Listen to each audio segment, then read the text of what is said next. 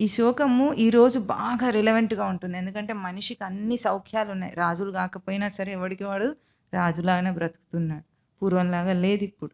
అన్ని సౌకర్యాలు అన్నీ ఉంటాయి. అంతా ఉంటుంది గానీ, లోపల తెలియని బాధ, పీడను అనుభవిస్తున్నారు. పిల్లలు గూడా అనుభవిస్తున్నారు. పెద్దలు కూడా అనుభవిస్తున్నారు. ఏమివ్వాలి పిల్లలకి? అన్నీ ఉన్నాయి గదిప్పుడు. అన్ని సౌఖ్యాలున్నాయి. ఏం గావాలి? అయినా వాళ్ళెందుకింత మానసిక ఉద్వేగానికి గురవుతున్నారు? ఆందోళన పడుతున్నారు. చిన్న పిల్లలు పడాల్సిందే అది అటువంటివి. ఎప్పుడో పెద్దయిన తర్వాత వ్యాపారస్తులకు కొంచెం టెన్షన్ ఉండేది పూర్వకాలంలో. అంతే. అంతేనా?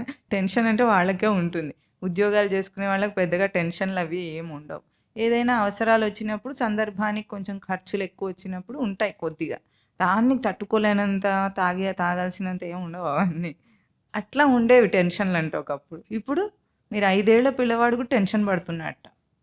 ఎంత టెన్షన్ పడుతున్నాడో తెలుసా? ఇది కూడా వీడన్నీ చెప్పేవన్నీ మీరు కావాలంటే గూగుల్‌లో సెర్చ్ చేసి చూసుకోండి. వీడేం ఊరికే చెప్పట్లేదు.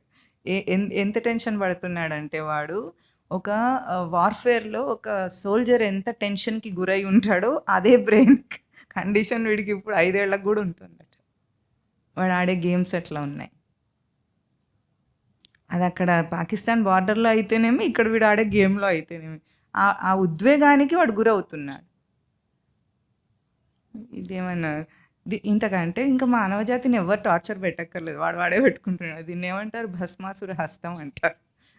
వాడే తపస్సు చేసి, నేను ఎవడి మీద చేయి పెడితే వాడు బుగ్గైపోవాలని కోరుకొని వాడి మీద వాడే పెట్టుకుంటాడు చివరికి.